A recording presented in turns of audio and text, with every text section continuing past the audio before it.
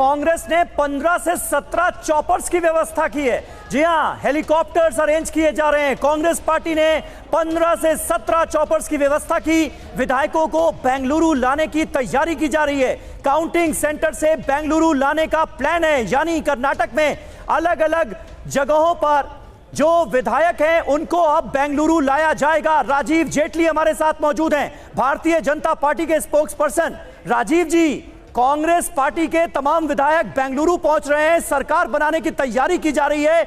क्या हो गया, कहां कमी रह गई, कहां गलती हो गई, एनालाइज कर पाए कुछ आप कर्नाटक में?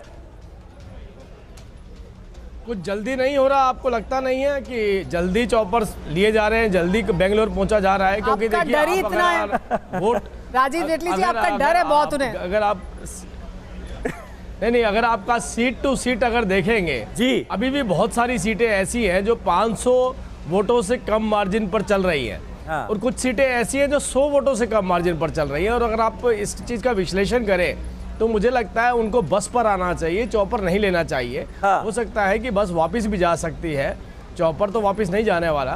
तो मैं आपसे कह रहा हूँ कि हाँ, अभी के आंकड़े जो आपके चैनल के ऊपर दिखाई दे रहे हैं, अगर मैं उसके हिसाब से भी बात करूँ तो नो डाउट विश्लेषण करने की जरूरत है, हम विश्लेषण करेंगे। लेकिन अगर हम चुनावों की गिनती के मद्देनजर बात करें तो मुझे लगता है बहुत जल्दी आपको लगता है बहुत जल्दी कर रहे हैं, बहुत अतुल जी हमारे साथ मौजूद है, अतुल पाटिल कांग्रेस पार्टी से। अतुल पाटिल जी, जल्दी कर रहे हैं क्या आप अभी भी? क्योंकि बहुत सी ऐसी सीटें हैं जहां पर 100 से भी कम का अंतर है।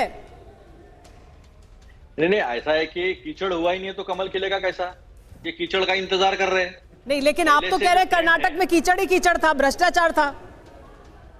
हाँ तो बराबर है ना, तो साफ कर दिया ना जनता ने। जो भ्रष्टाचार था उसे साफ कर दिया जनता ने। जो धर्मांधता की राजनीति खेली जा रही थी उसे साफ कर दिया। अभी कुछ विश्लेषकों को मैं सुन रहा था, जिस तरह से वो कह रहे थे कि 2024 से इसकी तुलना नहीं हो सकती।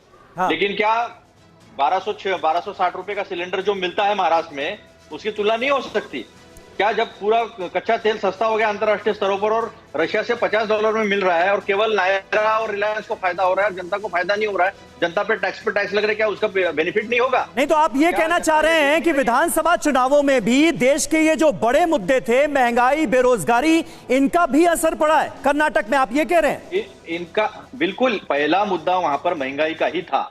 और आप समझ लो, जितनी 224 जगह है उसमें 112 जगह पर महिलाओं का मतदान ज्यादा था। लोग सिलेंडर को पूजा करके जा रहे थे। अमित शाह जी ने कहा था यूपी में 10 तारीख को मतदान करो, 20 तारीख को 2 सिलेंडर आपके घर पहुंच जाएंगे। पहुंचे नहीं, यहाँ 3 सिलेंडर देने की फिर से बात कर रहे हैं। लेकिन आप देखिए कि रशिया से तेल मिल रहा, अचानक जो खबरें हैं बंद हो गई। $50 में मिल रही है आपको, लेकिन फिर नायरा और रिलायंस क्यों बेच रही है? राजीव जेटली जी, क्या यही मुद्दे सबसे बड़े मुद्दे रहे और इसी वजह से क्या नुकसान हुआ है? आप ये देखिए, चुनाव प्रचार के अंदर अगर पहली बार जब हम विकास के ऊपर चर्चा कर रहे थे तो मैनिफेस्टो किसने जारी करा था? ध्रुवीकरण का। किन लोगों को खुश करने का करा था? किनका पोलराइजेशन करना चाहते थे? ये ध्रुवीकरण की जो राजनीति करने के बाद, बंटवारे की राजनीति करने के बाद, फिर भी मैं भी बोलूँगा डेमोग्राफी कर्नाटका की जिनको समझ में आती है उनको ये समझना चाहिए कि कर्नाटका 3 भागों में बटा हुआ है। 3 भागों में बटा होने के बावजूद अगर जिस तरीके के डिफरेंसेस दिखाए जा रहे हैं लो मार्जिन के, उसके बाद इतनी खुशी मनाने की अभी ज्यादा जरूरत नहीं है। थोड़ा नहीं, लेकिन राजीव जेटली जी, अगर उन्होंने बजरंग दल को बैन करने की बात की तो आपने बजरंग दल को बजरंग बली से मिलाकर एक काउंटर नैरेटिव भी सेट करने की कोशिश की ना, लेकिन जनता ने ऐसा लग रहा है कि उसे खारिज किया। बिल्कुल नहीं, मैं यही बात आपसे कह रहा हूं कि अब इसके 3 वर्टिकल हैं। पहला वर्टिकल ये है कि मार्जिन्स बहुत कम मार्जिन्स के साथ अभी आप देखेंगे आगे और पीछे दिखाया जा रहा है एक दूसरी पार्टी को जी। दूसरा वर्टिकल ये है कि ध्रुवीकरण इसलिए किया गया कि जो वोट कहीं और जाता था वो वोट सारा इनकी तरफ शिफ्ट हो जाए। तीसरा वर्टिकल ये है जिनकी बातें अब ये कर रहे हैं वो चुनाव के अंदर कहीं पर भी कोई हिस्सा नहीं रहा उसका।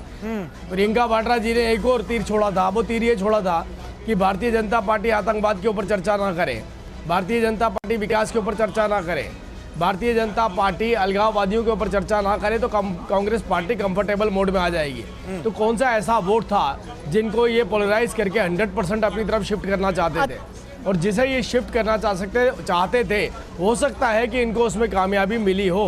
हाँ। बावजूद उसके जो आंकड़े अभी आप दिखा रहे हैं, खैर फिलहाल राजीव इलेक्शन जेटली जी। कमीशन की साइट पर ऐसे आंकड़े नहीं आ रहे हैं। नहीं, ऐसे इलेक्शन आंकड़े कमीशन की इलेक्शन साइट पर भी कमीशन की रुझान साइट में कांग्रेस हाँ। पार्टी काफी आगे है, अंतर तो बहुत है और वो इस वक्त भी भरना मुश्किल अब दिखाई दे रहा है।